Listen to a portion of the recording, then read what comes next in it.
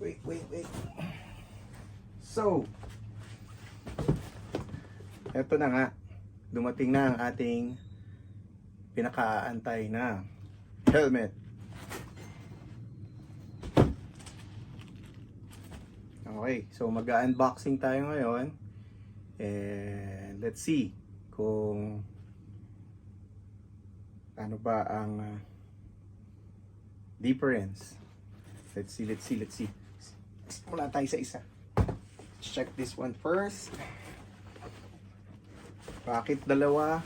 Siyempre, kinakailangan C o BR. Meron din. Okay? Our helmet is Airoh Helmet. Okay. Unahan ko na po kayo. We are not sponsored by Airoh. And we are not sponsored by any other entities. Ginagawa lang po namin to dahil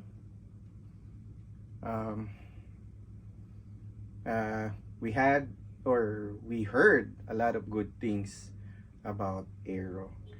Okay, so simulan natin sa pangbabae kasi his and her yung binili nating helmet. So simulan natin dito sa pangbabae. Okay, let's see. Excited ako. Okay, we'll make it quick para maikli lang ang video. Okay, eto na.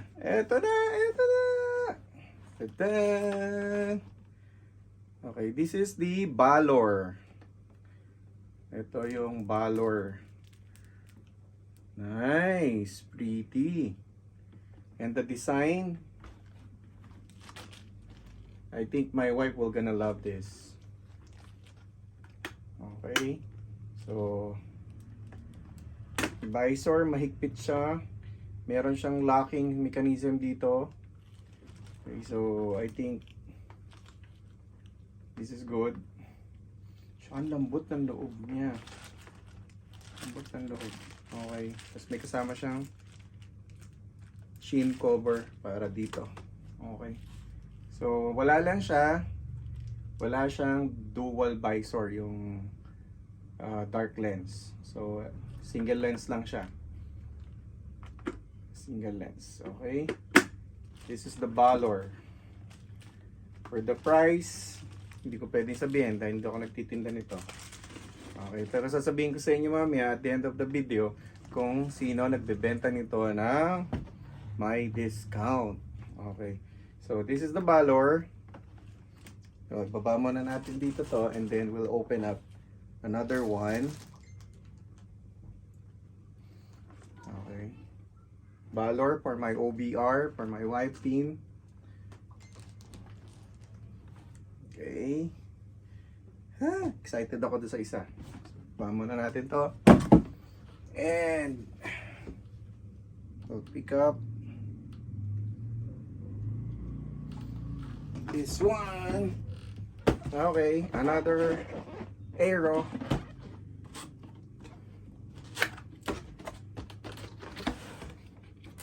Okay, this one is my second or my third adventure or what do you call this?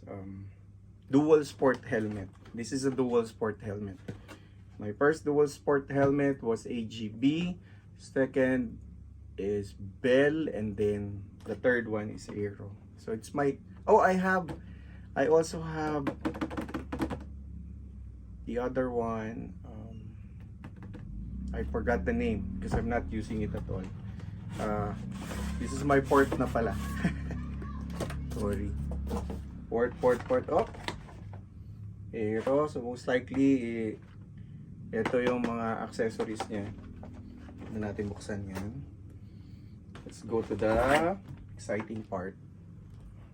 The helmet. Okay. Oh. Sarado muna natin.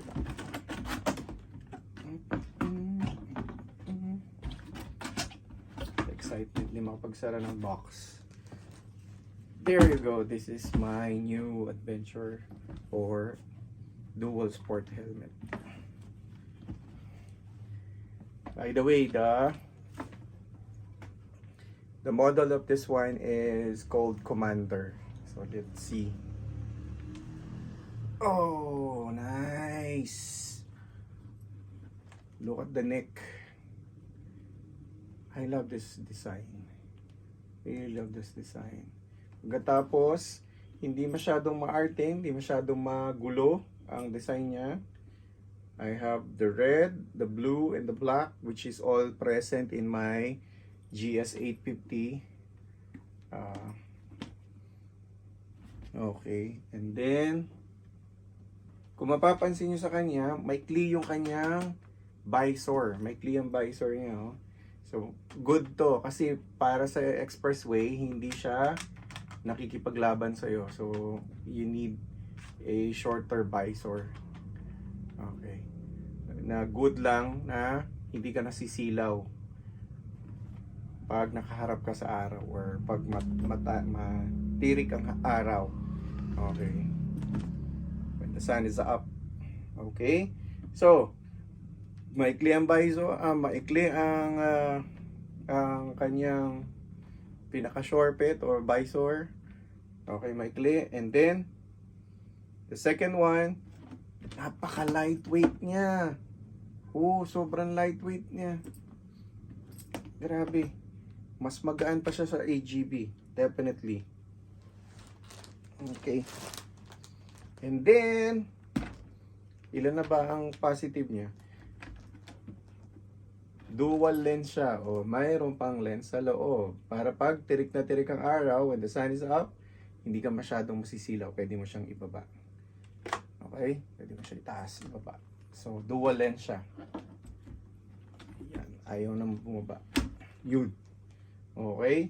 So, ilan na? 3 na. And then, the fourth one na nagustuhan ko sa kanya, yung design niya hindi masyadong magulo.